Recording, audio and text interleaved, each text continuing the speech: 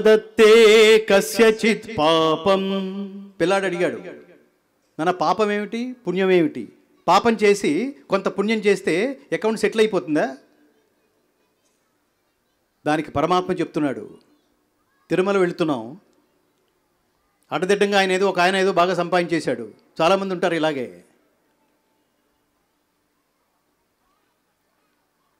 తెల్లారి పేపర్లో వచ్చింది, ఒక అజ్ఞాత భక్తుడు 50 కోట్లు వేశాడు. అందులో లోపల నుంచి తెములుతోంది, ఒరే నువ్వు 5,000 కోట్లు మింగేసి జస్ట్ 50 కోట్లు వేస్తావా, నీ పిసినారితనం నీ అని లోపల నుంచి ఒకడు కెలుకుతున్నాడు. దాంతో ఇంకో 100 కోట్లు వేశాడు అందులో. వాడు మళ్ళీ లోపల వాడు ఇంకా కెలుకుతున్నాడు. దాంతో ఇంకా వాడికి మనశ్శాంతి లేక వాడికి సమాధానం చెప్పడం కోసం స్వామివారికి ఒక అత్యద్భుతమైన కిరీటం, ఇంకొక 100 కోట్లతో ఒక అత్యద్భుతమైన కిరీటం ఒకటి చేయించి అందులో వేశాడు. వేసి అక్కడతో ఆగలేదు, ఇటు చుట్టూ తిరిగి స్వామివారి దగ్గరికి వెళ్ళి దండం పెట్టి, అది మొత్తం నా అకౌంటే, ఆర్ యూ సాటిస్ఫైడ్ అన్నాడు. ఇంకేమైనా కావాలంటే కూడా రాత్రి కల్లో కనిపించి చెప్పు, నేను వచ్చి వేస్తా.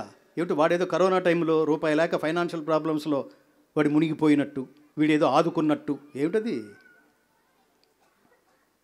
దేవుడు అంటే ఇచ్చేవాడు, తీసుకునేవాడు కాదు. వాడు నువ్వు బంగారం అన్నావా, బంగారం గనులు ఇచ్చేశాడు. నువ్వు వెండి అన్నావా, కొండలు ఇచ్చేశాడు. రత్నాలు అన్నావా, గనులు ఇచ్చేశాడు. సముద్రం, రత్నగర్భ మొత్తం ఇచ్చేశాడు. ఇచ్చిన వాటిల్లో ఇవన్నీ ఇస్తే వాటిలోంచి కిలో గిల్లి ఒక కిరీటం చేయించి ఆర్ యూ సాటిస్ఫైడ్ అంటావా? నెక్స్ట్ డే పబ్లిసిటీ రాకపోతే చాలా వాడి మీద ప్రెస్ మీద విరుచుకుపడతావా? నాదత్తే కస్యచిత్ పాపం నచైవ సుకృతిం విభుః అజ్ఞానేనావృతం జ్ఞానం తేన ముహ్యంతి జంతవః. చాలా స్పష్టంగా చెప్తున్నాడు పరమాత్మ. ఎవని పాప పుణ్యములను పరమాత్మ స్వీకరింపడు. నీ పాపం నీ అకౌంటే, నీ పుణ్యం నీ అకౌంటే, రెండు అనుభవించాల్సిందే. జపాలు తపాలు యజ్ఞాలు చేయటం వల్ల పెయిన్ ఇంటెన్సిటీ తగ్గుతుందేమో కానీ ఫలితం అనుభవించవలసిందే. అందుకని జాగ్రత్తగా ఉండమంటున్నాడు. తప్పు చేస్తున్నావా? చేస్తున్నావు. తెలుసా తెలియదా? తెలిసే చేస్తున్నాను, మరి అనుభవించాల్సిందే. తెలియక చేస్తే చెంపలేసుకో, మళ్ళీ చేయనని ప్రామిస్ చేసుకో, దేవుణ్ణి అడుగు, తగ్గిస్తాడేమో. తెలిసి చేశావా? నిష్కృతి లేదు. నాదత్తే కస్యచిత్ పాపం. ఎవని పాపపుణ్యములను పరమాత్మ స్వీకరింపడు. పాపం ఏమిటి? నీ అకౌంటే. పుణ్యం ఏమిటి? నీ అకౌంటే. ఫిజికల్గా మనం బ్యాంకులో దాచుకునే అకౌంట్ మనం ఎప్పుడు కావాలంటే అప్పుడు ఆ కార్డు తీసి గీకినప్పుడల్లా డబ్బు వస్తుంటుంది. కానీ ఇక్కడ పాపం పుణ్యం అనే అకౌంట్లో నువ్వు గీకడానికి లేదు. పరమాత్మే అవసరమైనప్పుడు డ్రా చేసి నీకు ఇస్తాడు, వాడు అవసరం అనుకుంటే. గుర్తుపెట్టుకోండి, God gives you what you deserve, not what you Dzire. దేవుడు కోరికని బట్టేవాడు, అర్హతను బట్టిస్తాడు. వాడికి క్యాస్ట్ ఫీలింగు లేదు, క్యాష్ ఫీలింగు లేదు.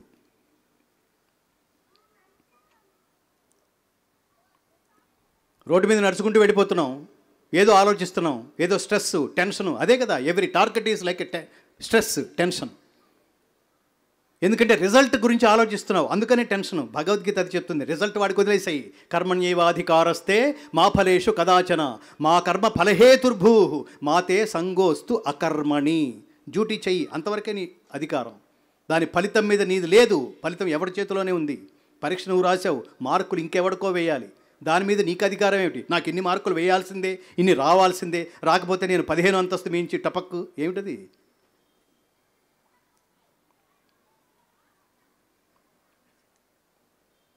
నీవు కర్మఫలమునకు కారణము కారాదు. ఎంత చాలా లాజికల్ పాయింట్స్ అవి. ఒక పని ప్రారంభించినప్పటి నుంచి ఒక పని పూర్తయ్యే లోపల ఎన్నో కుదిరితే, ఎందరో కలిస్తే తప్ప ఆ పని పూర్తి కానప్పుడు ఈ పనంతా ఫలితమంతా నా అకౌంట్లోనే వేసుకుంటాననటం అజ్ఞానం, మూర్ఖత్వం, అహంకారం. నేను డైరెక్ట్గా వచ్చేయలేదు కదా ఇవాళ. సుబ్బారావు గారు అనే మహాత్ముడి తలుపులో ఒక ఆలోచన రావడం, ఆయనకి పరమాత్మ దీని ద్వారా, ఈ వేదిక ద్వారా సందేశం అందించాలనే ఆదేశం ఆయనకి ఇవ్వడం, దాన్ని రాధాకృష్ణ గారికి చెప్పడం, దాన్ని సతీష్ గారికి చెప్పడం, ఈ సమయంలో నా ఆరోగ్యం బాగుండటం, నాకు కుదరటం, ఎన్ని కుదిరితే చూడండి, ఒక మంచి సౌండ్ సిస్టమ్ కుదరటం, ఈ వేదిక కుదరటం, ఈ పవర్ ఉండటం, ఈ మైక్ పని చేయటం, ప్రకృతి కూడా సహకరించడం వర్షం లేకుండా. ఇన్ని సహకరిస్తే ఒక పని అవుతున్నప్పుడు, మనుషులతో పాటు ప్రకృతి ఇన్ని సహకరిస్తేనే ఒక పని అవుతున్నప్పుడు, ఇదంతా ఎవడి సింగిల్ అకౌంట్లో వేస్తారు చెప్పండి?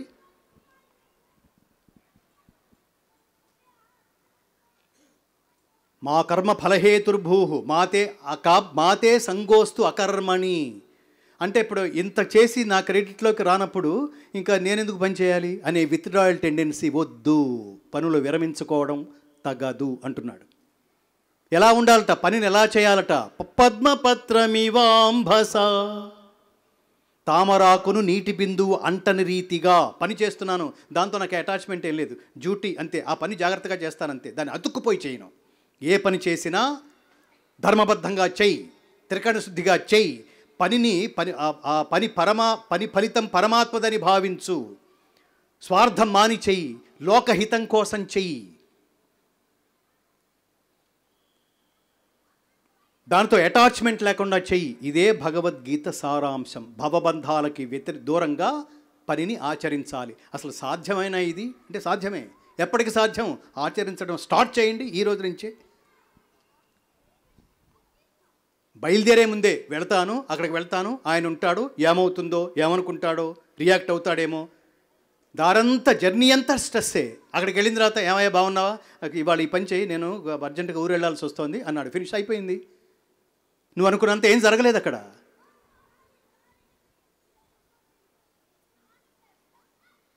ఎక్కడో 5% సమస్య ఉంటే ఇటువంటి బిడ్డలకు నేర్పించండి.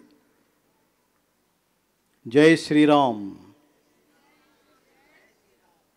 రెండవది జై శ్రీకృష్ణ. ప్రపంచానికి భగవద్గీత అనే కర్తవ్యోపదేశం సకల మానవాళికి దేశ కాల జాత్యాదులకు అతీతంగా బోధించబడిన ఎక్స్పైరీ డేట్ లేని జీవిత పాఠం, కాలం చెల్లని జీవిత పాఠం.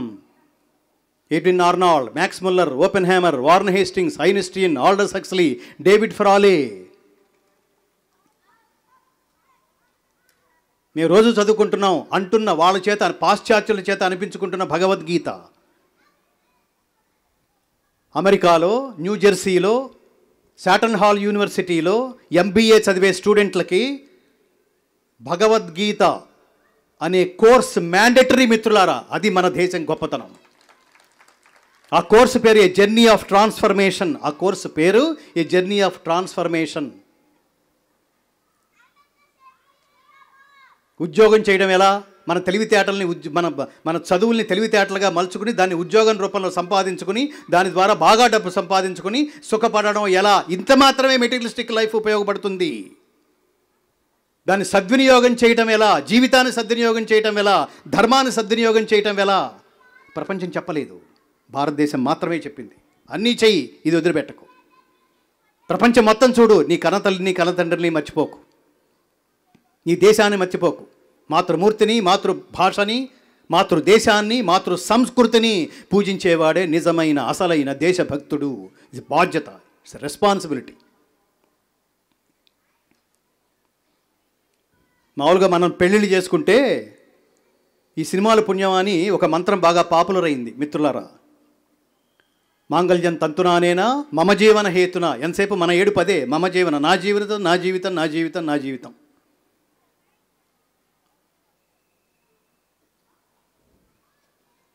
ఇదే మంత్రం భద్రాచలంలో సీతారామ కళ్యాణం జరుగుతున్నప్పుడు ఏం చదువుతారో తెలుసా మిత్రులారా? మాంగళ్యం తంతునానేనా లోకరక్షణ హేతునా. వాళ్ళ కోసం కాదు, లోకం కోసం. అందుకని రామయ్య తండ్రి అయ్యాడు.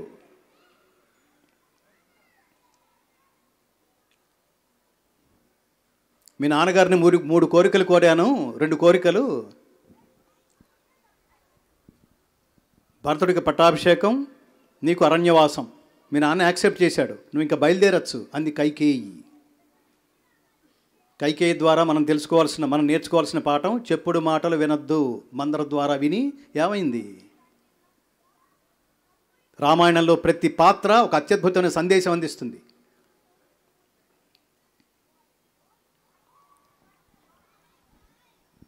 రాముడి ముఖంలో వాడి మొహంలో నెత్తురు చుక్క లేదురా అంటాము చూడండి. కానీ రాముడి మొహంలో ఎలాంటి చలనము లేదు. ఇది స్థితప్రజ్ఞత్వ లక్షణానికి నిదర్శనం. అలాగేనమ్మా అన్నాడు. అంతేగాని నాన్న అడిగి ఇంకోసారి కన్ఫర్మ్ చేసుకుంటాను, నువ్వు నిజం మాట్లాడావు అబద్ధం మాట్లాడావు అనలా. ఆయన వెళ్ళిపోతుంటే సీతమ్మని చూసి అన్నాడు శ్రీరామచంద్రుడు, 14 ఏళ్ళు 14 క్షణాల్లాగా గడిపొచ్చేస్తాను, అత్తమామలను నువ్వు జాగ్రత్తగా చూసుకో, ఓకేనా అంటే ఏం మాట్లాడుతున్నావు? భర్త ఎక్కడుంటే భార్యకి అదే సుఖం కదా, అదే స్వర్గం కదా, ఈ ధర్మం నీకు తెలియదా, నేను కూడా వస్తాను ఒక క్షణం. అది కదా భార్యాభర్తలంటే. అధిక దుఃఖమైన ఆనందమైన కలిసి చెమ్మగిల్లు కనులు రెండు ఆలుమగల జంట అట్లున్న ఎప్పుడే సౌఖ్య జీవనము సాధ్యమగును. సీతారాముల నుంచి నేర్చుకోవాల్సింది అది. ఇప్పుడు ఈ రోజుల్లో చూడండి, సాధ్యమేనా అది? వీడిని చేసుకున్నాను, వాడు ఎవడో సంబంధం కుదిర్చిన వాడిని అసలు ముందు పట్టరండి వాడిని. వీడిని చేసుకుంటే నాకు ఏ రోజు సుఖం ఉంది కనుక దీనికంటే వీడికంటే నాకు అసలు ముందు తెలుసుంటే ఆ రాజమండ్రి సంబంధాన్ని నేను ఖాయం చేసుకునేవాడిని. వీడిని చేసుకోవటం వల్ల ఏమాత్రం తేడా వచ్చినా వాడు ఇంకా దరిద్రం ఏదో అనుభవిస్తోంది పాపం. ఆవిడెవరో వాడిని చేసుకున్న ఆవిడ, అది తెలియదు వీడికి. ఆ అమలాపురం సంబంధమే, ఆ రాజమండ్రి సంబంధమే, ఆ కర్నూలు సంబంధం చేసుకుంటే నా బతుకు ఇంకా బ్రహ్మాండంగా ఉండేది. అది ఫీలింగ్. అసలు కాపురాలు మామూలుగా లేవు. వీడు తలుపు తీస్తూ ఆవిడ అటువైపే తిరిగి ఉంటుంది. వీడు చూడదు తలుపు చప్పుడైనా. వీడు తలుపు తీస్తూ టీవీ వంక చూసి ఓహో అందులో లీనమైపోయిందా, ఈ దరిద్రపు సీరియల్ ఎప్పుడు పోతుందో ఏమో అనుకుంటూ వీడు అడుగు పెట్టడం. ఆవిడేమో దరిద్రుడు సరిగ్గా టీవీ సీరియల్ నడుస్తున్నప్పుడే రావాలా, ఇంకో అరగంట లేట్ అయిన తర్వాత వచ్చి చావచ్చు కదా. బిగ్ బాస్ ఎంత ఇంపార్టెంట్. అసలు బాస్ పోయాడు, కొంపకి బాసు పోయాడు. వాడికి ఒక రోజు మన ఇది చూసి ఇప్పుడు వెనక్కి కూడా తలుపు వెనక మెడ తిప్పి చూడకపోతే వాడి పాపం ఎంత టార్చరు.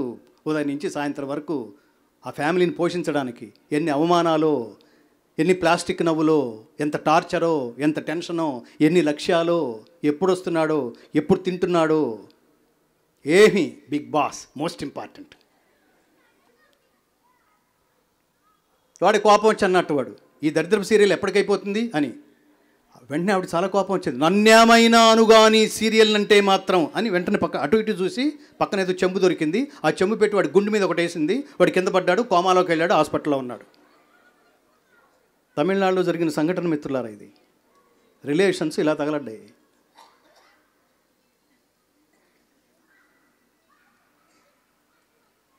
తిరుపతి వెళుతున్నాం, భక్తితో వెళుతున్నావా, పర్యాటకుడిగా వెళుతున్నావా, చెక్ యువర్ సెల్ఫ్ ఫస్ట్. దేవుడి దగ్గరికి భక్తితో వెళ్ళాలి. ఏం చెప్తున్నాడు పరమాత్మ? విశ్వరూప సందర్శనం చూపించాడు.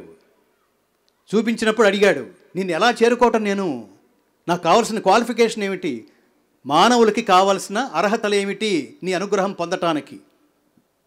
భక్త్యాతు అనన్యయా శక్య అహమేవం విధోర్జున జ్ఞాతుం ద్రష్టుం చ తత్వేన ప్రవేష్టుం చ పరంతప. నా విశ్వరూపాన్ని గుర్తించడానికి, గ్రహించడానికి, చేరుకోవడానికి అనన్యమైన భక్తి చేతనే సాధ్యమగును. అనన్య భక్తి. నువ్వు ఏదైనా పని చేయాలనుకుంటున్నావా, దాని పట్ల అనన్యమైన భక్తి కలిగి ఉండాలి. ఏదో వాడి కోసం చేశాను, వాడి మొహానికి ఇదే ఎక్కువ అనుకుంటూ పనులు చేయకండి. వాడిచ్చే శాలరీకి ఇదే ఎక్కువ అనుకుంటూ పనులు చేయకండి. మనకు అవకాశం ఇచ్చేవాడు దైవంతో సమానం గుర్తించుకోండి. ఇష్టమైతే ఆ కంపెనీలో పనిచేయి, లేకపోతే వెళ్ళిపో. ఇష్టమైతే ఆ పని స్వీకరించు, లేకపోతే వదిలేసి. తిట్టుకుంటూ పని చేయొద్దు. అయిష్టంతో పని చేయకు. ఇష్టంతో చేసే పని ఉత్సాహాన్ని, శక్తిని, ఆరోగ్యాన్ని పెంపొందిస్తుంది, తెలివితేటల్ని పెంపొందిస్తుంది. ఇష్టం లేకుండా చేసే పని వీటన్నిటినీ పెంపొందించకపోగా అనారోగ్యాన్ని కలిగిస్తుంది. గుర్తుపెట్టుకోవాలి. అప్పుడు ఏమవుతుంది, నీకు పనే ఆనందం. అది గుర్తుపెట్టుకోవాలి. పనిని దేంతో చేయాలి? ప్రేమిస్తూ ఆనందంతో చేయాలి. 5 గంటలకు ఆఫీస్ అయిపోతుంది అనుకోండి. కొంతమంది చూడండి 4 గంటల నుంచే వాచి చూసుకుంటూ ఉంటారు. ఇంకా గంట ఉంది కానీ వాడు 4 గంటల నుంచి వాచి చూసుకుంటాడు. ఈ లోపల 4 సార్లు బాత్రూమ్కి వెళ్ళొస్తాడు, అక్కడ పౌడర్ రాసుకుంటాడు. ఇంటికి వెళ్ళేవాడికి పౌడర్ రాసుకోవడం వెళ్ళటం ఏమిటో తెలియదు. ఇంకొకడు 6 దాటిన తర్వాత కూడా అక్కడే ఉంటాడు. వాడు పక్కనాడు వస్తాడు, ఏంట్రా ఇంకా దుకాణం కట్టేయలేదు, 6 అయింది, వాచి చూసుకుంటున్నావా అంటే, ఏంటి అప్పుడే 6 అయిందా, నాకు ఇంకా కాస్త పని ఉంది, నువ్వు వెళ్ళు అంటాడు. నిన్నెవడో బాగు చేయలేడరా అంటాడు. అసలు బాగు చేయలేని వాడు వాడు. వీడి వల్ల వాడికి, వీడి వల్ల వాడిని పనిలోకి తీసుకున్న కంపెనీకి జీరో. పని అలా చేయండి, డబ్బు వెనకొస్తుంది, దాని వెనక మనం పడద్దు. దాని వెనక మనం పడితే అశాంతి, మనం వెనక అది వస్తే శాంతి. డబ్బు అవసరమే, డబ్బే కాదు. ధన దాహమున కన్నా దారిద్ర్యమే లేదు, ఆత్మతృప్తికి మించిన ఐశ్వర్యమే లేదు. ఒకటి దగ్గర మీరు బాగా గుర్తుపెట్టుకోండి, ఉండటం అంటే మనసు ఉండడం, డబ్బు ఉండటం కాదు. డబ్బంతా ఎవరి దగ్గర ఉంది? దుర్యోధనుడి దగ్గర. పేరు ఎవడికి వచ్చింది? కర్ణుడికి. ఏం పేరు వచ్చింది? దానకర్ణుడు. ఈ దానం చేసిన డబ్బంతా ఎవడిది? దుర్యోధనుడికి. ఏమిటి వీళ్ళిద్దరికీ తేడా? వాడికి ఆ బుద్ధి ఉంది, వీడికి ఆ బుద్ధి లేదు.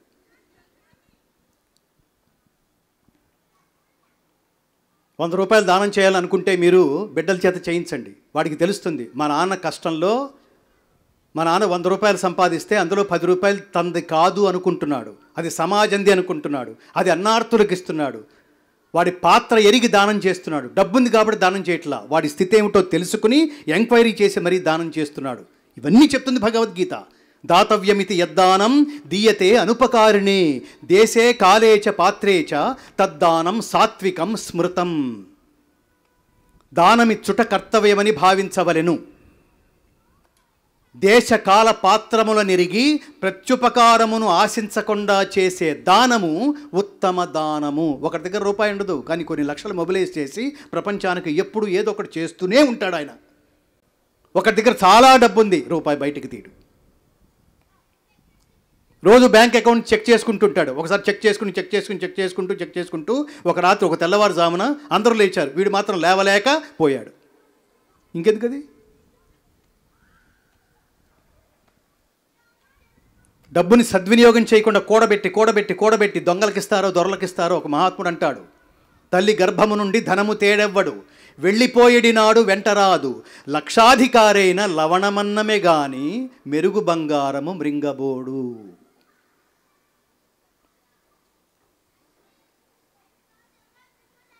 కూడబెడతావు కదా, మొత్తం మీద దానికి కూడా నువ్వేదో చాలా ప్లాన్లు వేసుకుంటావు, చాలా కష్టపడి ఉంటావు, చాలా అక్రమాలో సక్రమాలో, మొత్తం మీద ఎంత టెన్షన్ పడ్డావో, ఎప్పుడు తిన్నావో ఎప్పుడు తినలేదో, దీని వెంతటి కూడా ఈ టార్చర్ కూడా ఒక కష్టం ఉంది, ఒక ప్రాసెస్ ఉంది. దీన్ని మాత్రం సద్వినియోగం చేయకుండా ఎంతో కొంత దేనికోసం చేయాలి? దైవ కార్యాలకి, ధర్మకార్యాలకి, లోకం కోసం, లోక క్షేమం కోసం. వీటిని ధర్మకార్యాలు అంటారు. ప్రతి జీవితంలోనూ, ప్రతి జన్మలోనూ 3 సత్కార్యాలు, మూడు పుణ్యకార్యాలు చేసి తీరవలసిందే అని పరమాత్మ ఆదేశిస్తాడు. ఏమిటా కార్యాలటంటే 3 కార్యాలు గుర్తుపెట్టుకోండి. దానం, యజ్ఞము, దానము, తపస్సు. యజ్ఞోదానం తపశ్చైవ పావనాని మనీషిణాం. యజ్ఞం చేయాల్సిందే ఒక జీవిత కాలంలో. ఎవరి కోసం? దేవతల కోసం. నీకేం కావాలంటే అది ఇచ్చేస్తారు, అది ధర్మబద్ధమైతే. బ్రాకెట్లో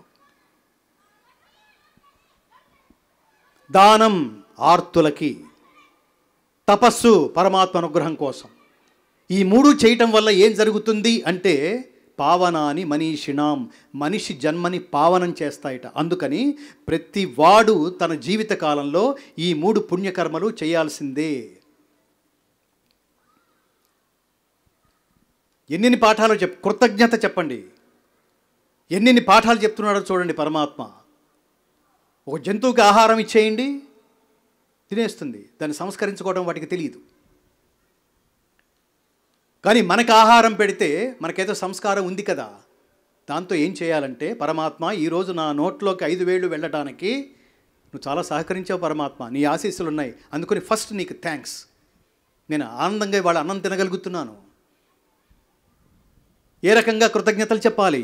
బ్రహ్మార్పణం బ్రహ్మహవి బ్రహ్మాగ్నౌ బ్రహ్మణాహుతం బ్రహ్మైవ తేన గంతవ్యం బ్రహ్మకర్మ సమాధినా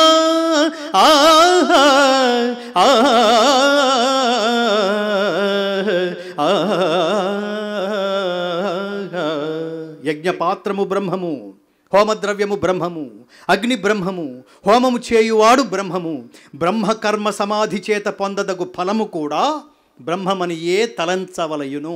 ఏమిటి బాటం లైన్? సృష్టిలో ప్రతి వస్తువు పరమాత్మ అంశే. బ్రహ్మం అంటే విద్య, బ్రహ్మం అంటే పరమాత్మ.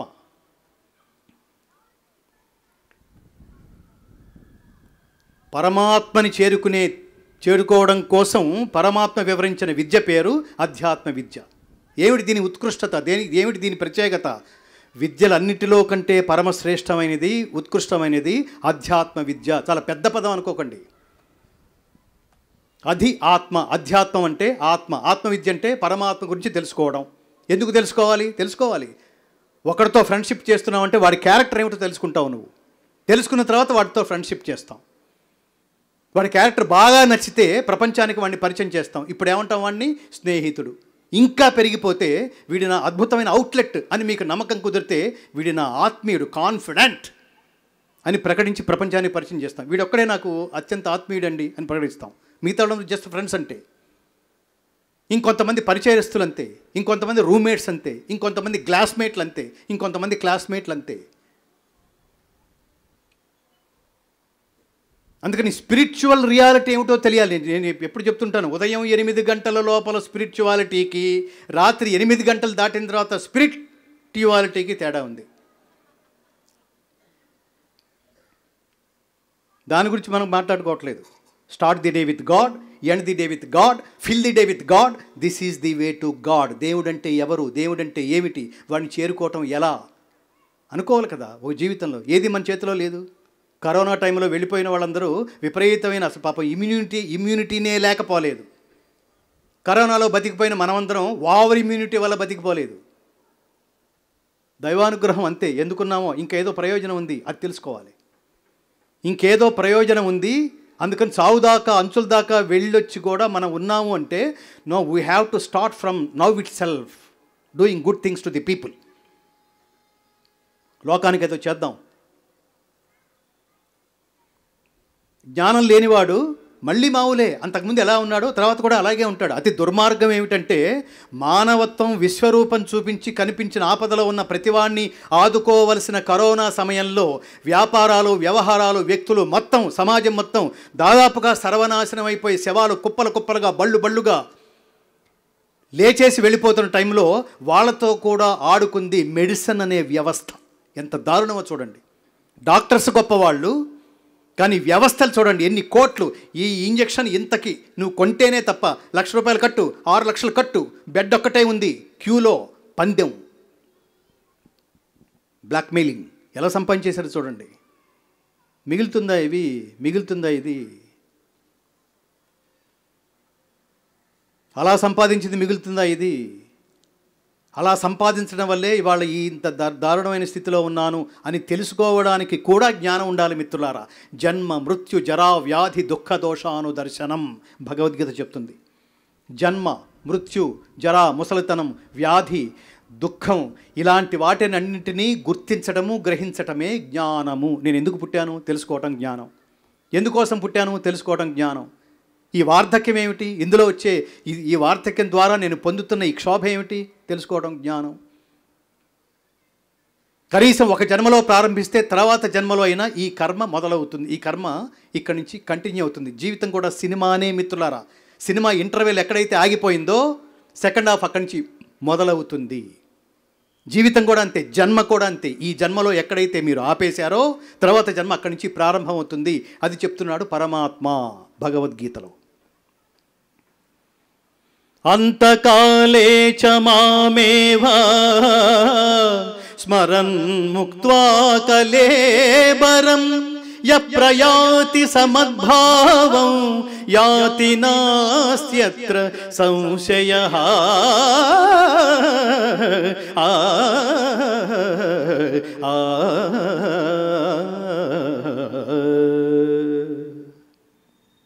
వాడు పోతూ పోతూ ఏం ఆలోచిస్తున్నాడో తర్వాత ఆ భావాలనే పొందుతాట.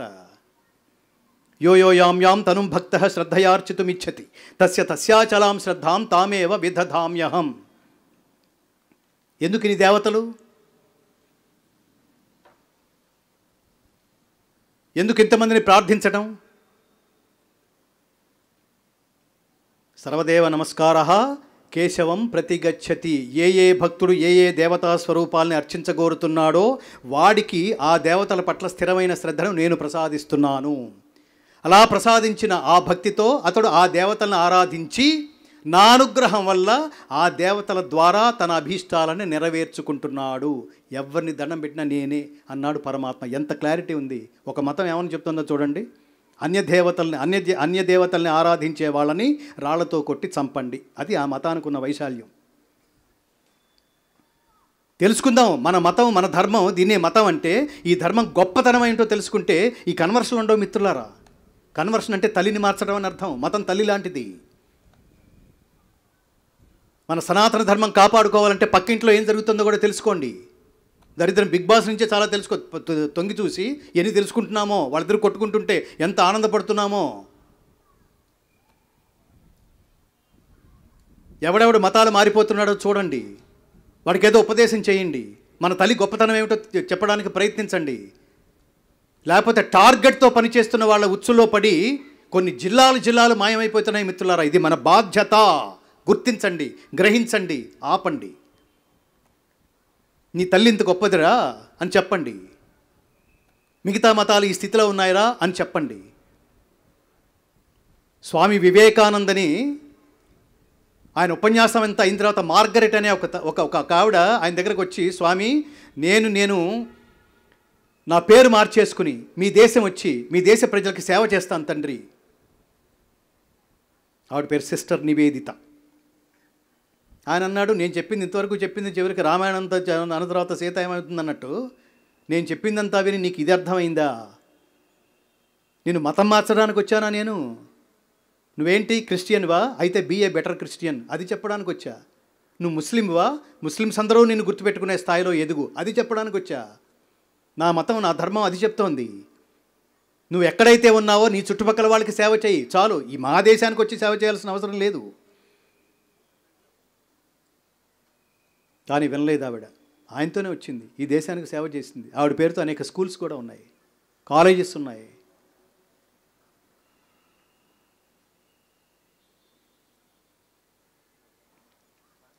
శ్రీకృష్ణ పరమాత్మ చెప్తున్నాడు, అర్జునుడు వింటున్నాడు. భగవద్గీతోపదేశానికి ముందు భుజం మీద చేతులు వేసుకుంటూ బావా బావా అని మాట్లాడుకుంటున్నప్పుడు శ్రీకృష్ణ పరమాత్మ ద్వారా తను వింటున్న సంభాషణల భాషకి ఇప్పుడు భగవద్గీతోపదేశం పేరుతో తనకి ఇంత ఫ్రీక్వెన్సీలో మాట్లాడుతున్న వాంగ్మయానికి తేడా తెలుసుకున్నాడు అర్జునుడు. ఇప్పుడు అడుగుతున్నాడు, నువ్వు కాదు, నువ్వెవరో తెలుసుకోవాలని ఉంది. నా పక్కన కనిపిస్తున్న జస్ట్ కృష్ణుడు కాదు, నువ్వెవరో బెస్ట్ కృష్ణుడివి. నువ్వెవరో నాకు తెలుసుకోవాలని ఉంది. నీ విభూతి నాకు తెలియజేయి పరమాత్మ అన్నాడు. పరమాత్మ మొదలెట్టాడు, నీ ఆసక్తిని గమనించి చెప్తున్నాను విను. ఈ సృష్టిలో ఉన్న ఏ వస్తు విశేషాలలో నేను సమధికంగా ఉన్నానో చెప్తున్నాను విను. ప్రహ్లాదశ్చాస్మి దైత్యానాం కాలః కలయతామహం మృగాణాంచ మృగేంద్రోహం వైనతేయశ్చ పక్షిణాం. రాక్షసులలో ప్రహ్లాదుడు, గణకులలో కాలము, పక్షులలో గరుత్మంతుడు, మృగములలో సింహము నేనే, పర్వతములలో హిమాలయము నేనే, రాక్షసులలో ప్రహ్లాదుడు నేనే.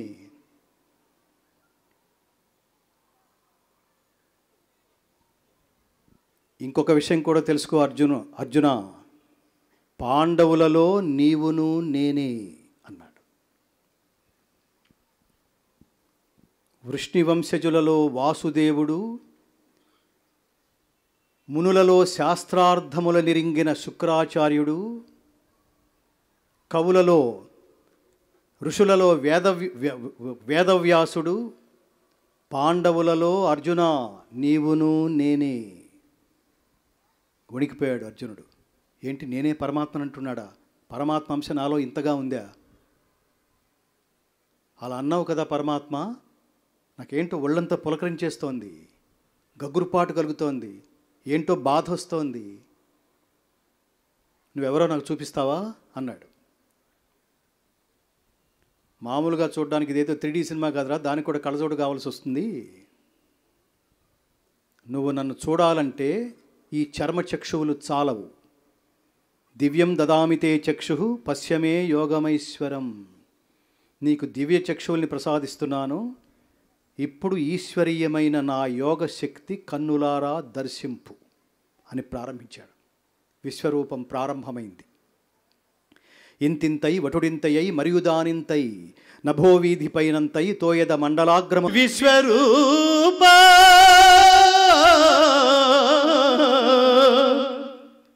దంష్ట్రాకరాళాని చతే ముఖాని దృష్ట్వైవ కాలానలసన్నిభాని దిశో న జానే న లభే చ శర్మ ప్రసీద దేవేశ జగన్నివాస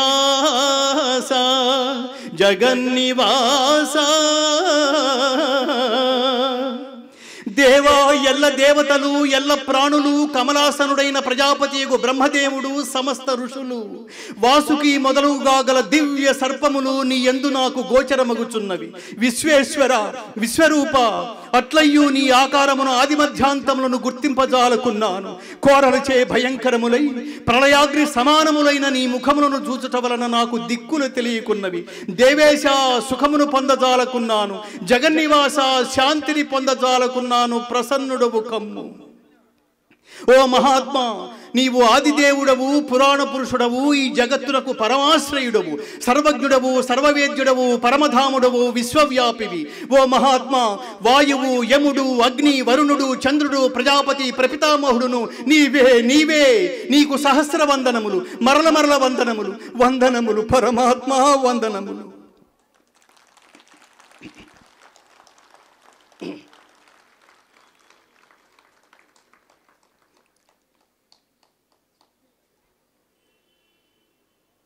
రాక్షసులు భీతిచే దిగంతములకు పరుగుడుచుండగా తపోయోగ మంత్రసిద్ధులు నీకు నమస్కరించుచున్నారు. పరమాత్మ, నీవు బ్రహ్మకే మూలకారకుడవు.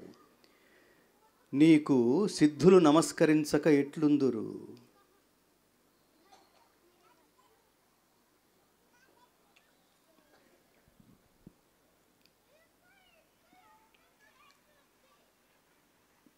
విశ్వరూప సందర్శన యోగం వినడమే ఇది దర్శనానికి సంబంధించింది మిత్రులారా.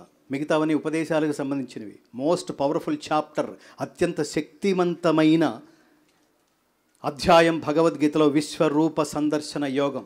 దర్శించవలసిందే, వినాల్సిందే.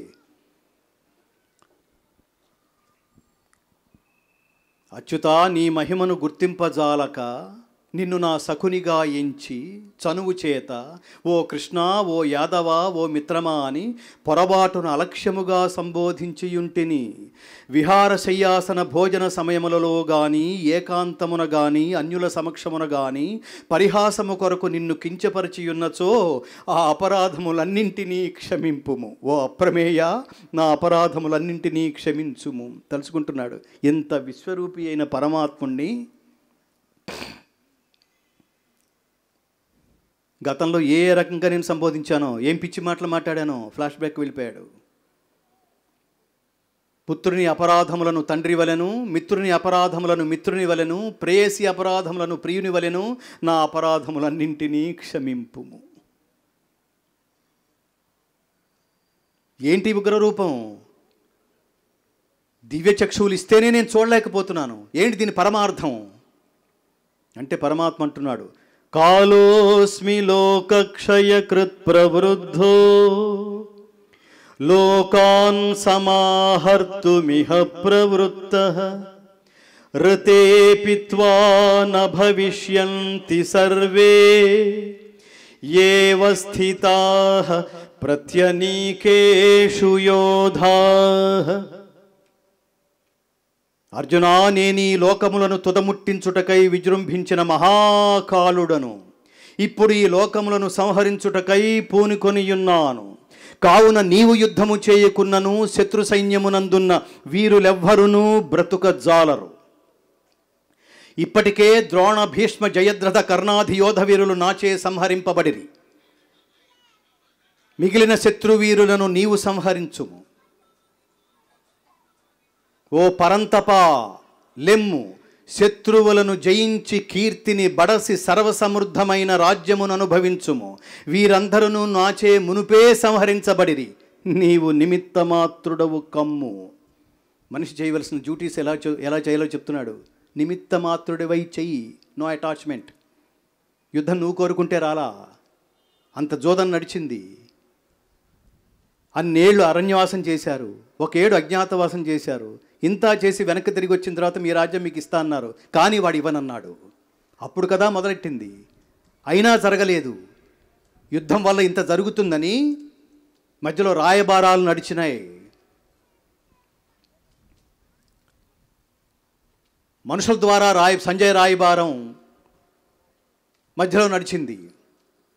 చివరికి మనుషుల ద్వారా ఈ రాయబారం వల్ల ప్రయోజనం లేదని తెలుసుకుని మీరందరూ పరమాత్మగా భావించి నన్ను పంపిస్తే కృష్ణ రాయబారం అక్కడ కూడా విననన్నారు. అప్పుడు వేదవ్యాసుడు వచ్చాడు సభలోకి. యతో ధర్మస్తతో జయ, యతో కృష్ణస్తతో ధర్మ. ధర్మం ఎక్కడుంటే అక్కడే జయిస్తుంది. కృష్ణుడు అక్కడే ఉన్నాడు. అర్జునుడు ఎవరిని ఎంచుకున్నాడు? కృష్ణుణ్ణి. దుర్యోధనుడు ఎవరిని ఎంచుకున్నాడు? కృష్ణుడి దగ్గరున్న నారాయణి అనే 11 అక్షౌహిణుల సైన్యాన్ని ఎంచుకున్నాడు. ఈ రెండిటికి తేడా ఏమిటి? మెయిన్ ఇంజను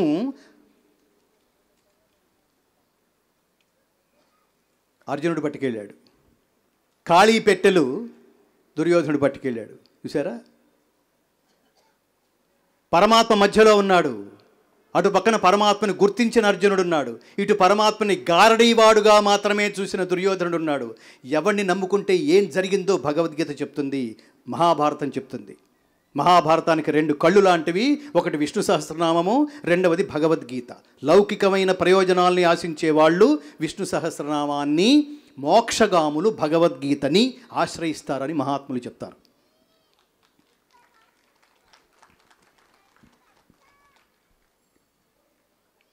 శివుడు విష్ణువు ఇద్దరు ఒకటే. ఇంకా ఏమైనా వేర్పాటు భావాలు ఏమన్నా ఉంటే బుర్రలోంచి తీసేయండి, సమాజంలోంచి.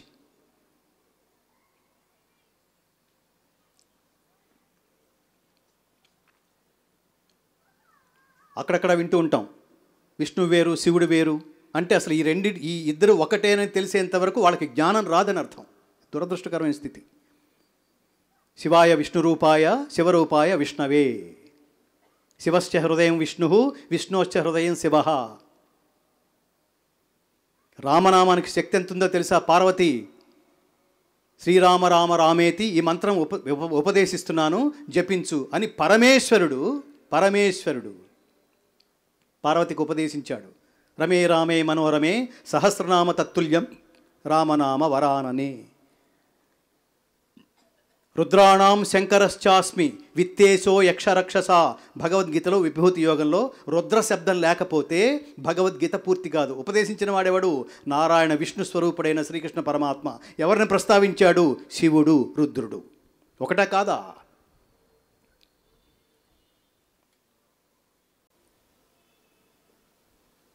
విష్ణు సహస్రనామంలో సర్వశర్వ శివస్థాణు ఈ మంత్రం లేకపోతే విష్ణు సహస్రనామం పూర్తవుతుందా? శివశబ్దం లేకుండా విష్ణు సహస్రనామం పూర్తవుతుందా? విష్ణువు శివుడు ఒకటి కాదా? వేరువేరా? ఎలా అంటావు? గతంలో శివుడి కోసం అనేక సార్లు తపస్సు చేసి అనేక వరాలు పొంది ఉన్న శ్రీకృష్ణ పరమాత్మ చేత చెప్పించబడే శివ వైభవాన్ని నేను వినాలనుంది. శివ సహస్రనామాల వైభవం కూడా ఆయనే చెప్పాలి, నాకు వినాలనుంది అన్నాడు అంపశయ్య మీద ఉన్న భీష్మాచార్యుడు. జాతికి ఒక క్లారిటీ రాదు. రాబోయే యుద్ధంలో అతి కీలకమైన పాత్ర పోషించబోతున్నాడు అర్జునుడు. అతను కావాల్సింది పాశుపతాస్త్రం. సలహా ఇచ్చేశాడు, శివుడి గురించి ఘోర తపస్సు చెయ్యి. సలహా ఇచ్చిన వాడెవడు? కృష్ణ పరమాత్మ. ఎవరికిచ్చాడు? అర్జునుడికి. ఎవరిని తపస్సు చేయమని? శివుణ్ణి.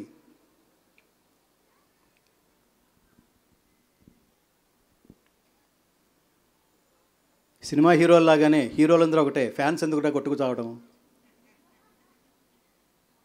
దేవుళ్ళందరూ ఒకటే,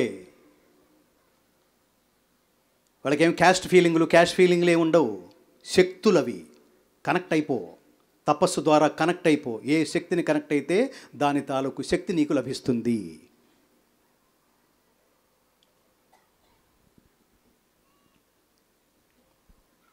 అలా ఈరోజు రామాయణం రూపంలో కొన్ని విశేషాలని పిల్లలకి రామాయణం కూడా నేర్పించండి. ఒకప్పుడు మన జీవితంలోనే అది భాగస్వామి అయిపోయింది, మన జీవితంలో కలిసిపోయింది రామాయణం. ఇప్పుడు రామాయణం లేదు, భారతం లేదు, మన గొడవ, మన మెటీరియలిస్టిక్ లైఫ్. ఒక అరగంట కేటాయించలేమా? ఒకప్పుడు ఉత్తరాలు రాసేటప్పుడు పని శ్రీరామాన్ని రాసేవాళ్ళం, దాంతో ప్రారంభించేవాళ్ళం. ఇవాళకి రామకోటి రాసే మహాత్ములు చాలామంది ఉన్నారు. పిల్లలకి స్నానం చేస్తూ తల్లి చిన్నప్పుడే శ్రీరామరక్ష అని 3 చెంబులు నీళ్ళు పోసేది.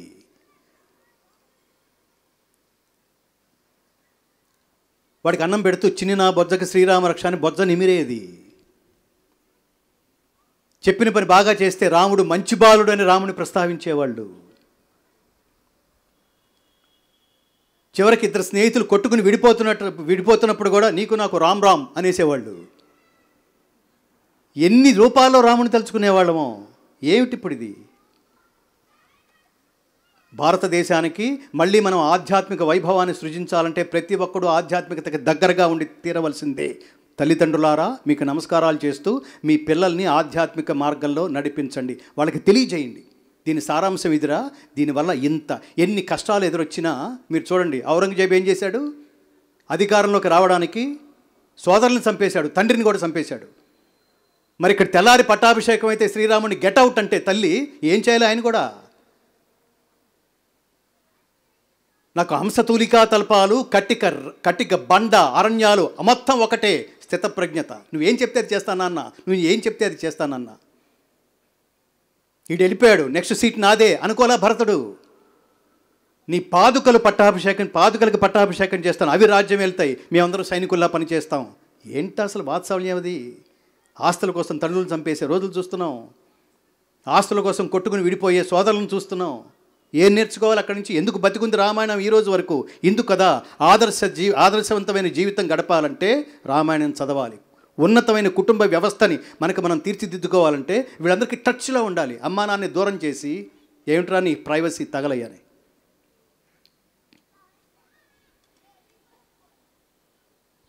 మాతృదేవో భవ, తల్లి దేవత. పితృదేవో భవ, తండ్రి దేవుడు. ఆచార్య దేవో భవ, గురువు దేవుడు. అతిథి దేవో భవ, లోకజ్ఞానం మన ఇంటికి వచ్చి నేర్పించే, మనతో పంచుకునే అతిథి దేవుడు. వీళ్ళని దేవుడితో పోల్చింది. ఎందుకని? దేవుడు క్యారెక్టర్ ఇవ్వడమే, తీసుకోవటం కాదు. వీళ్ళు కూడా ఇస్తారు, తీసుకోరు. తల్లికి బిడ్డకి జన్మనిస్తూ చాలా చోట్ల చూస్తున్నాం కదా మనం. బిడ్డకి జన్మనిస్తూ ప్రసవ వేదన భరించలేక బిడ్డకి జన్మనిచ్చి తల్లి మృతి. వింటున్నావా లేదా? అంటే దాని అర్థం ఏంటి? బిడ్డకి జన్మనివ్వాలని ఆలోచన ప్రారంభమైతేనే, గర్భం దాల్చే ముందే తను ఆత్మహత్యకి ప్రిపేర్ అయిపోయిందని అర్థం. తల్లిని మించిన దైవం ప్రపంచంలో ఏమన్నా ఉందా? నీకు జన్మనివ్వాలంటే తను జన్మని పణంగా పెట్టింది. ఏమిచ్చి రుణం తీర్చుకుంటావు ఆ తల్లికి? అలాంటి తల్లికి తల్లి రుణం తీర్చుకోవాలంటే మళ్ళీ జన్మెత్తి తల్లికి తల్లి పుడితే తప్ప తీరదన్నాడు ఒక మహానుభావుడు. ఒక బిడ్డను కంటే తల్లి యవ్వనం జారిపోయింది. రెండో బిడ్డను కంటే తల్లి యవ్వనం మిగతా యవ్వనం కూడా పూర్తిగా కోల్పోయింది. నీ కోసం గ్లామర్ని త్యాగం చేసిందిరా. నీకు జీవితం అంటే ఏమిటి, జీవితం అనే గ్రామర్ నీకు నేర్పించడం కోసం తన గ్లామర్ని కోల్పోయింది తల్లి. ఏం ఇచ్చి రుణం తీసుకుంటావు? బర్త్డే పేరుతో పుట్టినరోజుని కేకులకు వస్తున్నారు. నీ పుట్టినరోజు కాదు, నీ తల్లికి మళ్ళీ పుట్టినరోజు. నీ జన్మ కాదు అది, నీ తల్లికి పునర్జన్మ. నీ బర్త్డే కాదు, నీ తల్లికి రీబర్త్డే. అమ్మకాళ్ళకి నమస్కారం చేయండి. ఊరుకోరు. శతమానం భవతి. ఎక్కడ వేరే ప్రపంచాలు ఈ సంస్కృతులు ఈ సంస్కారాలు లేవు మిత్రులారా. పెద్దవాళ్ళకి షేక్ హ్యాండ్లు ఇస్తారేంటి పిల్లలకి? తల్లిదండ్రులు పిల్లలకి నేర్పించవలసింది అదేనా?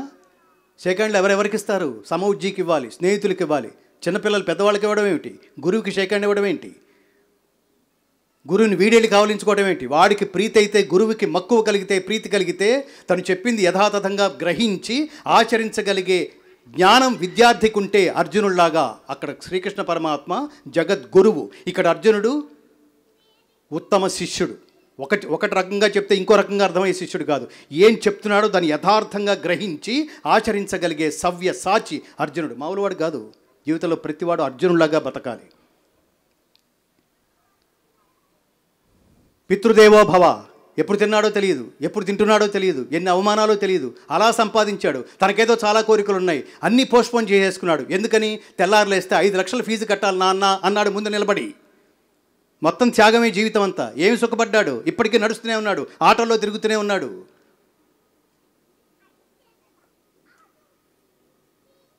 తీర్చుకో నాన్న రుణం. పితృదేవో భవ, ఆచార్య దేవో భవ. విద్య నేర్పేటప్పుడు భవిష్యత్తులో నువ్వు కొన్ని కోట్లు సంపాదిస్తే అప్పుడు నన్ను గుర్తుపెట్టుకో, మన ఇద్దరికి 50-50 అని ఎప్పుడన్నా అన్నాడా టీచరు? నీ బాగు కోరి నీకు ఎన్ని సలహాలు ఇచ్చాను తెలుసా? నీకు ఉద్యోగం కూడా నేనే వేయించాను, ఇప్పుడు 50-50 అన్నాడా ఎప్పుడన్నా అతిథి? వీళ్ళ రుణం తీర్చుకోవాలి. ఏ ఊళ్ళో పుట్టావో ఆ రుణం తీర్చుకో. ఆ ఊరు గుర్తుపెట్టుకునే పని ఒక్కటన్నా చెయ్యి. మనం ఉన్న కాలంలోనే తల్లిదండ్రులు వెళ్ళిపోతారు. వాళ్ళు వెళ్ళిపోయే లోపల ఒక్కసారన్నా మన దగ్గరకు తీసుకుని అశ్రునయనాలతో మన కౌగలించుకుని నుదుటి ముద్దు పెట్టుకుని, మాకెంత ఆనందం ఇచ్చావురా, లోకమంతా నిన్ను మెచ్చుకుంటుంటే, నువ్వు చేసే పనులు గుర్తించి లోకమంతా నిన్ను మెచ్చుకుంటుంటే మాకెంత ఆనందంగా ఉందిరా, ఇంతకంటే ఏం కావాలి నాన్న?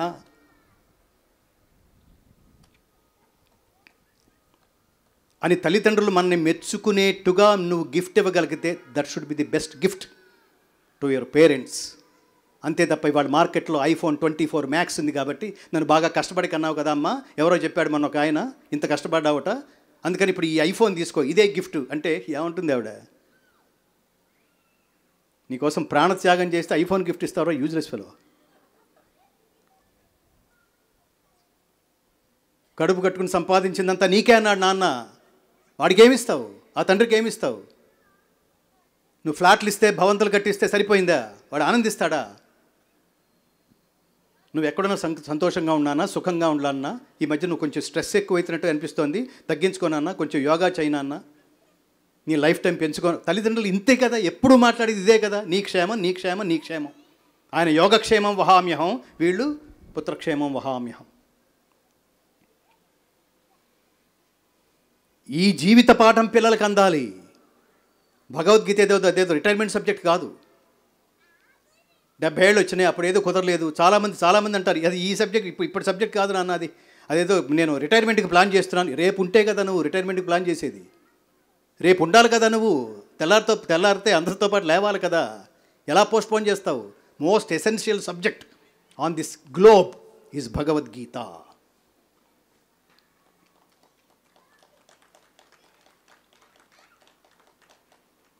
నేను గతంలో జర్నలిస్ట్గా పనిచేశాను మిత్రులారా. ఈనాడు అనే సంస్థలో జర్నలిస్ట్గా పనిచేశాను. తృప్తి కలగల. ఆ సమయంలోనే నేను సినిమా ప్లేబ్యాక్ సింగర్గా తెలుగు కన్నడ సినిమాల్లో వందలాది సినిమాల్లో పాడాను. ఆనందం కలగల. పాటలు అనేవి తాత్కాలికమైన ఆనందాన్ని ఇస్తాయి అంతే. ఎక్కడో అశాంతిగా తిరుగుతున్నాం ప్రపంచం అంతా. ప్రపంచ దేశాల్లో తెలుగు వాళ్ళు ఎక్కడున్నా అక్కడికల్లా నేను ఆహ్వానించబడ్డా యాజ్ ఎ సింగర్. ఆనందం కలగల. మీరు నెక్స్ట్ లెవెల్ అంటే ఏమిటో తెలుసుకున్నంత వరకు, మీకు తెలిసేంతవరకు ఉన్న లెవెలే అల్టిమేట్ లెవెల్ అనుకుని ఒక సేఫ్ గేమ్ ఆడేస్తూ అందులో పడి కొట్టుకుపోతూ ఉంటాం. నెక్స్ట్ లెవెల్ అంటే ఏంటో తెలియాలి. లైఫ్కి బాటమ్ లైన్ అంటే ఏమిటో తెలియాలి.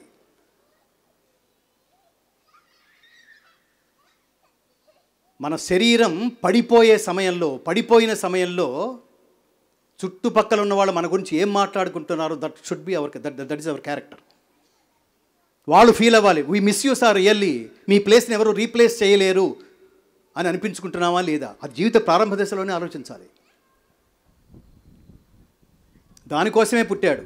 దీన్ని ముందుకు తీసుకెళ్లే వాళ్ళు ఇప్పుడు ఇంకెవరు ఉంటారు, ఎవరన్నా ఉన్నారా అని సమాజం ఆందోళన పడే స్థితికి నువ్వు అచీవ్ చేయగలగాలి. లేకపోతే మెకానికల్ లైఫ్ ఎందుకది? ఎవరికి ఉపయోగపడిన లైఫ్ని చూసి మహాకవి శ్రీశ్రీ అంటాడు, నీది ఒక బతుకేనా కుక్కలవలే నక్కలవలే సందులలో పందులవలే అని. ఉపయోగపడండి సమాజానికి, మంచి పనులు చేయండి సమాజానికి. ఎక్కడ అక్రమం జరిగినా అక్కడ ప్రశ్నించే హక్కు తీసుకోండి. ఒక మంచి పని చేయడానికి మొత్తం మూగిపోండి. ఇవన్నీ నేను చేయగలిగాను కాబట్టి. అప్పుడు పరిశీలించిన తర్వాత నిజంగానే పరమాత్ముడు నాకేదో శక్తి ఇచ్చాడు, ఈ శక్తితో నేనేం చేయగలను అనుకున్నప్పుడు నాకు శక్తి గానము, దీంతో నేను శాశ్వతమైంది ఏదైనా చేయాలి. ఏమిటా శాశ్వతమైంది?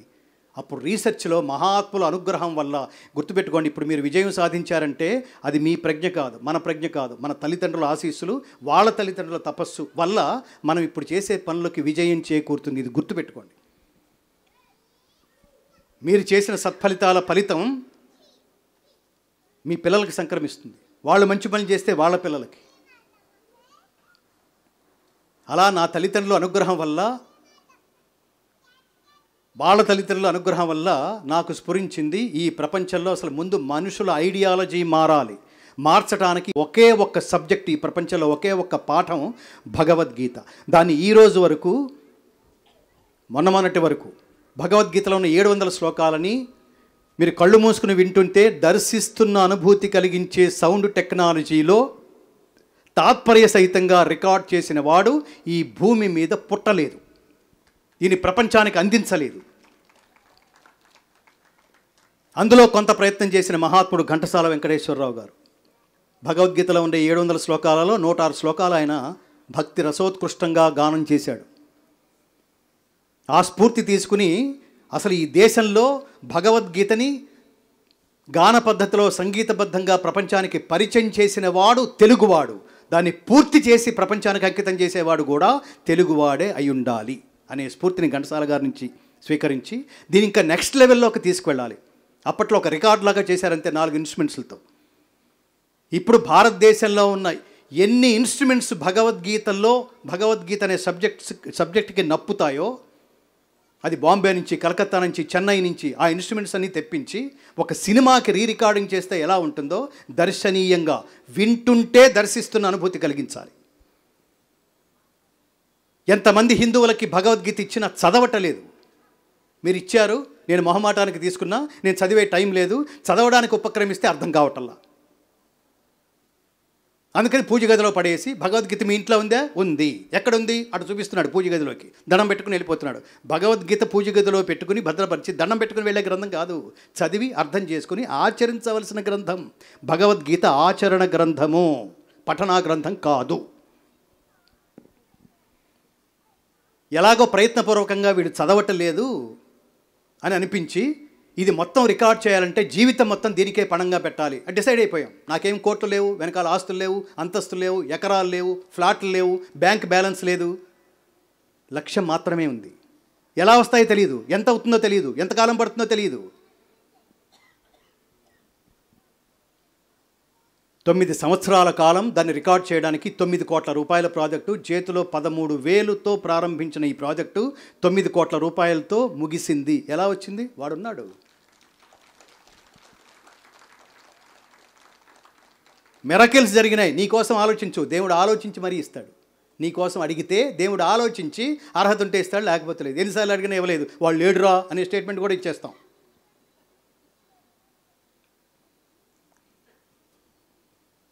లోకం కోసం అడుగు, నీకు వాడికి కల్పించేస్తాడు. ఈ సంపూర్ణ భగవద్గీతని మొత్తం రికార్డ్ చేయడానికి 150 మంది టెక్నీషియన్స్, స్కాలర్సు అవిశ్రాంతంగా 7 సంవత్సరాలు పనిచేస్తే తిరుమల తిరుపతి దేవస్థానం ఆశీస్సులతో సహా దీన్ని పూర్తి చేసి 8వ సంవత్సరంలో మేము మొట్టమొదట వినిపించాలనుకున్నది డాక్టర్ ఏపీజే అబ్దుల్ కలాం. ఆయన విని కొన్ని శ్లోకాలను ఆయన వ్యక్తిగతంగా మా చేత పాడించుకుని ఆయన ఒక మాట అన్నాడు, ప్రపంచంలో ఎవరికి ఏ సందేహం వచ్చినా భగవద్గీత చదివితే మొత్తం ఆల్ క్లియర్. మీరు ఇంటర్నెట్లోకి, నేను ఏదో మామూలుగా కబుర్లు చెప్పడం కోసం చెప్తుంది కదా, ఇంటర్నెట్లోకి వెళ్ళండి, ఆయన ఒపీనియన్ మీకు అర్థమవుతుంది. Doctor APJ Abdul Kalam comments on Bhagavad Gita of LV Gangadhara Shastri. ఆయన ఒక మాట అన్నాడు, నన్ను లక్ష్యం వైపుకి నడిపించిన, నాకు నడవడానికి నాకు స్ఫూర్తినందించిన మొదటి ఉద్గ్రంథం భగవద్గీత. అబ్దుల్ కలాం. సార్వజనీనత లేకపోతే ఆయన ఆ మాట అంటాడా? ఒక మతానికి సంబంధించిన, ఒక వర్గానికి సంబంధించిన, ఒక దేశానికి సంబంధించిన గ్రంథమా ఇది? దీని స్వార్థపరులైన దుర్మార్గులైన ఎంతమంది కలిస్తే ఇవాళకి భగవద్గీత పార్లమెంట్లో ప్రవేశపెట్టలేక భగవద్గీత జాతీయ గ్రంథంగా నోచుకోక ఎంత దారుణమైన స్థితిలో ఉన్నాం. మనం ఎంత పడుకుని నిద్రపోతున్నాం. ఒక ఉద్యమం చేస్తేనే తెలంగాణ రాష్ట్రం ఏర్పడినప్పుడు హిందువులంతా ఏకమైతే భగవద్గీతను మనం కాపాడుకోలేమా? ప్రపంచంలో ఏ గ్రంథానికైనా పుట్టినరోజు పండుగ జరుపుకోవడం మనం ఎక్కడైనా చూసామా? ప్రపంచంలో ఏ గ్రంథానికైనా పుట్టినరోజు పండుగ జరుపుకోవడం చూసామా? ఒక్క ప్రపంచంలో ఈ ధరిత్రి మీద ఒకే గ్రంథానికి పుట్టినరోజు పండుగ జరుపుకోవడం మనం చూస్తున్నాం. ఇది సంప్రదాయంగా. ఆ గ్రంథం పేరే భగవద్గీత. మార్గశిర శుద్ధ ఏకాదశి శ్రీకృష్ణ పరమాత్మ అర్జునుడికి భగవద్గీతోపదేశం గావించిన రోజు. ఇది సంస్కృతి. భగవద్గీతను 1-2 గంటల్లో ఇది మనం ఏమంటారు, ఈ 18 సాగరాల జ్ఞాన సారాంశాన్ని ఒక చిన్న కమండలంలో బంధించడం సాధ్యం కాదు మిత్రులారా. అయినప్పటికీ సమయం ఎంతైందో తెలియదు, నాకు తెలియదు అసలు. మీరు ఎవరైనా ఆపేంత వరకు ఇదేదో శివరాత్రిలాగా గడిచేట్టుంది.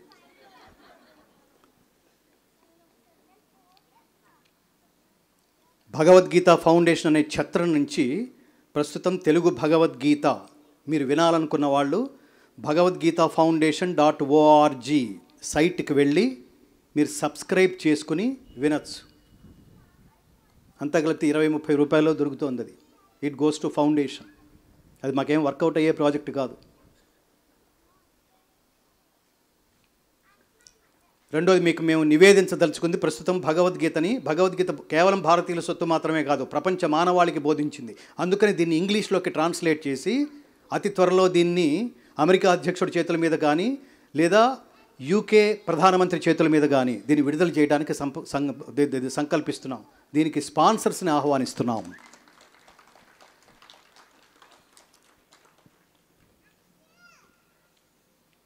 చేయూతనివ్వండి ఈ ప్రాజెక్టుకి, భగవద్గీత ఫౌండేషన్కి.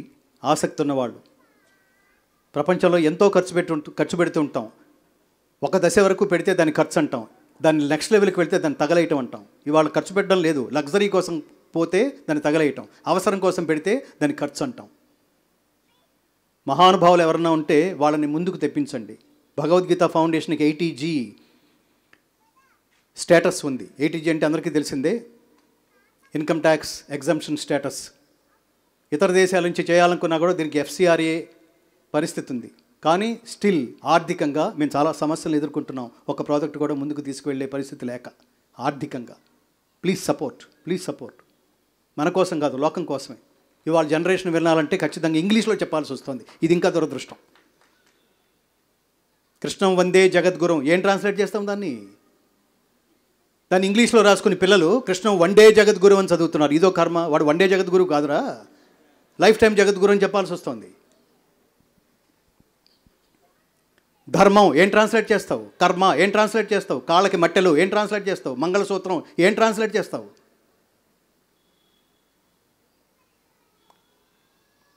అయినా కూడా ప్రపంచ మానవాళిని ఉద్ధరించడం మీరు వింటూ ఎందుకు దీన్ని రికార్డ్ చేశామంటే మనం చదవట్లేదు కాబట్టి రోజుకు అధ్యాయం. మీరు కారులో కూర్చున్నారు, ఒక అధ్యాయం ప్లే చేయండి. ఇంటి నుంచి డెస్టినేషన్కి ట్రాఫిక్ తట్టుకుని డెస్టినేషన్కి వెళ్ళే మీ ఆఫీస్కి వెళ్ళే లోపల ఒక అధ్యాయం వినేయచ్చు. పిచ్చ FMలో వచ్చే చెత్తా చెదారం వదిలేయండి. మీకు కాన్సెప్ట్ మారిపోతుంది, ఐడియాలజీ మారిపోతుంది, మైండ్ సెట్ మారిపోతుంది, ఆలోచన విధానం మారిపోతుంది. ఎందుకు మారదో చూస్తా. నేనున్నాను కదా. పెద్ద ఉదాహరణ, భగవద్గీత అంతా రికార్డ్ అయిపోయిన తర్వాత వెనక్కి వెళ్ళి నేను సినిమా పాటలు పాడేసుకుని నేను వెనక్కి వెళ్ళిపోతాను అనుకున్నా. నువ్వెవడరా అనుకోవడానికి అన్నాడు పరమాత్మ. 7 సంవత్సరాల్లో మైండ్ సెట్ మారిపోయింది. హరిని కీర్తించు నా నాల్క నరుని కీర్తించదు. అన్నమయ్య ఎందుకన్నాడు అప్పుడు అర్థమైంది నాకు. నన్ను దోచుకొందు. ఎన్నిసార్లు దోచుకుంటాం? ఎన్ని సంవత్సరాలు దోచుకుంటాం? ఈ పాటలు పాడి పాడి పాడి పాడి అరిగిపోయి అక్కర్లా. పరమాత్మ వైభవాన్ని, పరమాత్మ జాతికి అందించిన సందేశం ఏమిటో చెప్పాలి. అన్నమయ్య పరమాత్మని మాత్రమే స్తుతించాడు. అక్కడ ప్రతి దేవాలయంలోనూ మోగవలసింది ఈ కీర్తనలు, ఈ పాటలతో పాటు అంతకు మించి పరమాత్మ మానవాళిని ఉద్దేశించి ఏం మాట్లాడాడు అది అర్థం చేసుకోవాలి. అది కావాలి. This the most important. స్వార్థం పెరిగిపోయింది. డబ్బు చుట్టూతానే తిరుగుతున్నాం. కాబట్టి దీన్ని ప్రపంచంలో వివిధ భాషల్లో కృష్ణుడు పుట్టిన మధురకి చేర్చాలనే ఆలోచన. దానికి హిందీలో రికార్డ్ చేయాలి. కృష్ణుడు పరిపాలించిన ద్వారకకి చేర్చాలి. ఈ సంగీతభరిత భగవద్గీత ప్రతి దేవాలయంలోనూ ఇది మారు మోగాలి. అక్కడ కూర్చుంటాం, చాప్టర్ అయ్యేంత వరకు లేవడవాడు. ఆ టెక్నాలజీలో రికార్డ్ చేశాం. ఒకసారి విని చూడండి. మీరు ఇంటర్నెట్లో మీరు వినాలనుకున్నప్పుడు మీరు మీరు మీరు మొట్టమొదటిగా వినాల్సింది విశ్వరూప సందర్శన యోగం. తర్వాత మీరు మొదటి నుంచి మొదలెట్టండి. ది పవర్ ఆఫ్ గాడ్ ఏమిటో తెలుస్తుంది. ఎంత సహేతుకంగా మాట్లాడతాడో పరమాత్మ తెలుస్తుంది. దాన్ని మీతోనే ఆపేయకండి, పిల్లలు కూడా నేర్పించండి. లేకపోతే ఈ కార్యక్రమం వృధా అయిపోయినట్టు. అలాగే జపనీస్ లాంగ్వేజ్లోను, ఇండోనేషియా, పూరి జగన్నాథుడి దేవాలయానికి, ఇతర దేశాల్లో ఉన్న హిందూ టెంపుల్స్ అన్నిటికీ దీన్ని చేర్చాలనేది భగవద్గీత ఫౌండేషన్ ప్రధానమైన లక్ష్యం. మొదటిది. రెండవది, భగవద్గీతలో ఉన్న సెలెక్టెడ్ 108 శ్లోకాస్ నిత్య జీవితానికి ఎలా ఉపయోగపడతాయి. దీని మతం అని ఎవడన్నా అంటే ఇది అసలు ఇందులో మతం ఎక్కడుంది, దేవుడు ఎక్కడున్నాడు, భక్తుడు ఎక్కడున్నాడు, టీచర్ ఉన్నాడు, స్టూడెంట్ ఉన్నాడు, ఉత్తమమైన జ్ఞానబోధ ఉంది అని అనిపించే సెలెక్టెడ్ 108 శ్లోకాస్ని మేము వీడియోస్గా, షార్ట్ ఫిల్మ్ వీడియోస్గా తీయాలనేది ఇంకొక ప్రాజెక్టు. చిన్నపిల్లలప్పుడే వాళ్ళకి కార్టూన్స్ లాగా వాళ్ళకి అది వాళ్ళు చూపిస్తూ ఉండాలి.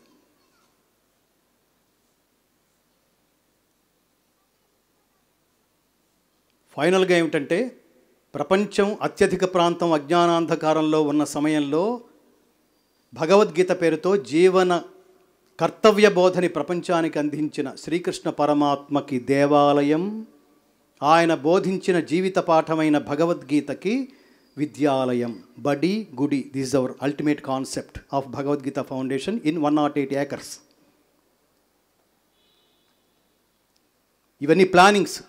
ఏ మహాత్ముడు చేయూత అందిస్తాడో, ఏ ప్రభుత్వం వాళ్ళ ప్రియారిటీస్ తెలుసు కదా మనకి.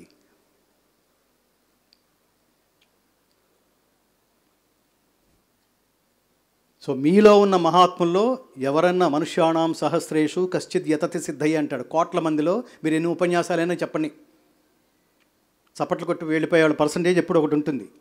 మనసులో నాటుకునే వాళ్ళ పర్సంటేజ్ కొంత ఉంటుంది. అందులో నిలబడే వాళ్ళ పర్సంటేజ్ ఒక్కడుంటాడు. వాడి కోసమే ఈ వ్యవహారం అంతా. అతని కొంతమందిని తయారు చేయాలి, అతని కొంతమందిని తయారు చేయాలి. ఈ జాతి ఆగటానికి వీల్లేదు, ఈ జ్ఞానానికి ఫుల్ స్టాప్ పడడానికి వీల్లేదు.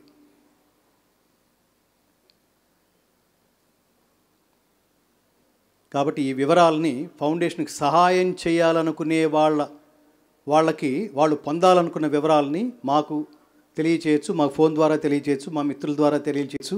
మా ఫౌండేషన్ ఇక్కడే ఉంది, Banjara Hills road number 5, Bhagavad Gita Gita Kshetram. మీరు కాసేపు గడపాలంటే అక్కడికి రావచ్చు. ఫౌండేషన్ తలపట్టిన కార్యక్రమాల గురించి మీరు తెలుసుకోవాలనుకుంటే అక్కడికి మీరు విచ్చేయచ్చు. కుటుంబంతో, స్పిరిచువల్లీ రిలేటెడ్ పీపుల్తో, స్నేహితులతో రావచ్చు. ఇప్పటిదాకా నేను పాడాను లేదా నేను చెప్పాను, మీరు విన్నారు. ఇప్పుడు చివరిగా కృష్ణ భజనతో ఈ కార్యక్రమం ముగిద్దాం. ఇప్పుడు అందరం కలిసి పాడదాం. నేను పాడితే మీరు వింటే పాడిన వాడిని గాయకుడని, విన్నవాళ్ళని శ్రోతలని అంటాం. ఇప్పుడు మనందరం కలిసి పాడితే ఒకడు వింటాడు. ఇప్పుడు ఈ పాడే వాళ్ళందరూ చేసేదాన్ని భజన అందాం, వినేవాడిని శ్రీకృష్ణ పరమాత్మ అందాం. ఈ భజన మొదటి వాక్యం నేనంటాను, రెండో వాక్యం మీరనండి.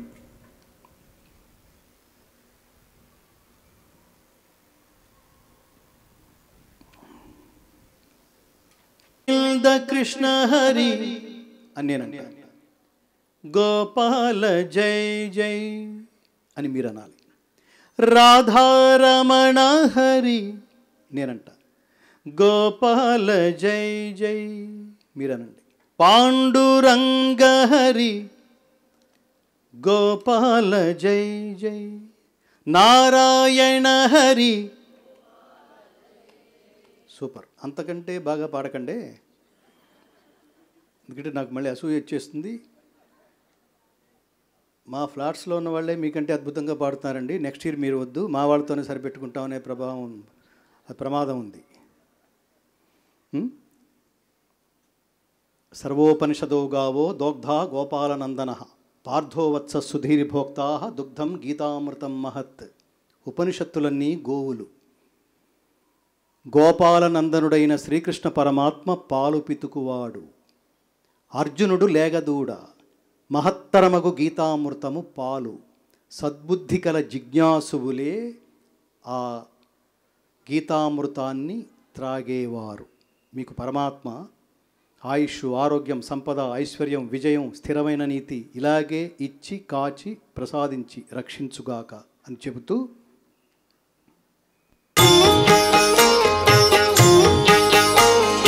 గోవింద కృష్ణ హరి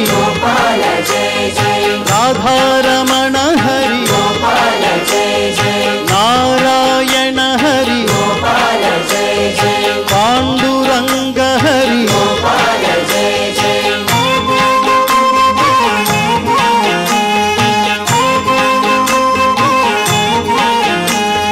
శంఖ చక్రధర జయ ఆశ్రిత వత్సల జయ ద్వారకాధిపతి విశ్వమంగళ విభో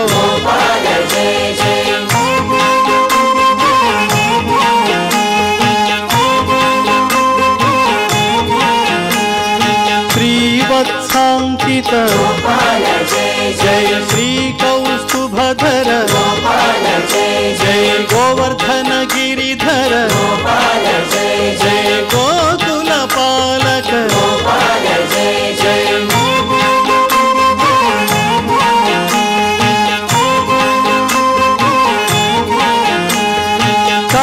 కంసదర్పహరి జయ కాళీయ మర్దన జయ దుష్ట శిక్షణ హరి జయ శిష్ట రక్షణ హరి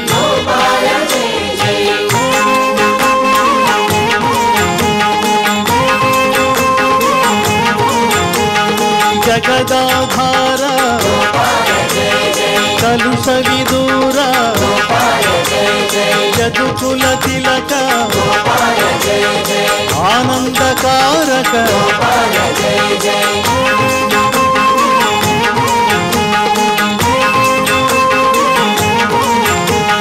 నవనీత చోర వేణుగాన ప్రియ పురాణ పురుష ముని జన సన్నుత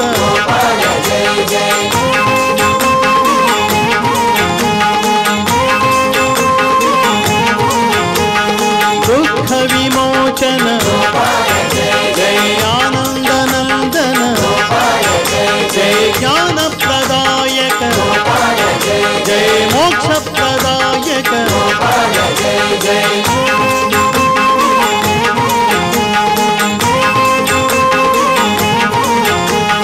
దేవకి ప్రియ సుత జయ యశోద నందన జయ వసుదేవా ప్రియ సుందర సుమధుర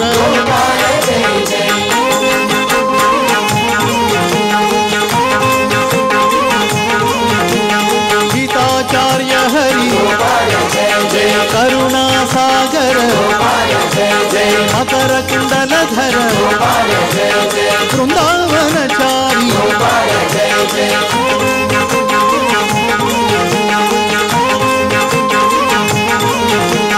రుక్మిణీ వల్లభ జయ సత్యభామా ప్రియ జయ గోపీ జనహిత పతిత పవన హరి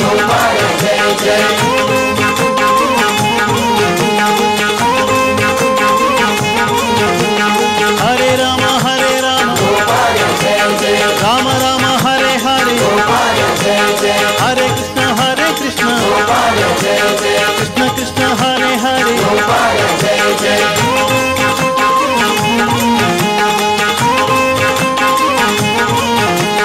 ముకుంద మాం పాహి జయ గోవింద మాం పాహి జయ మురారి మాం పాహి మాధవ మాం పాహి గోవింద కృష్ణ హరి గోపాల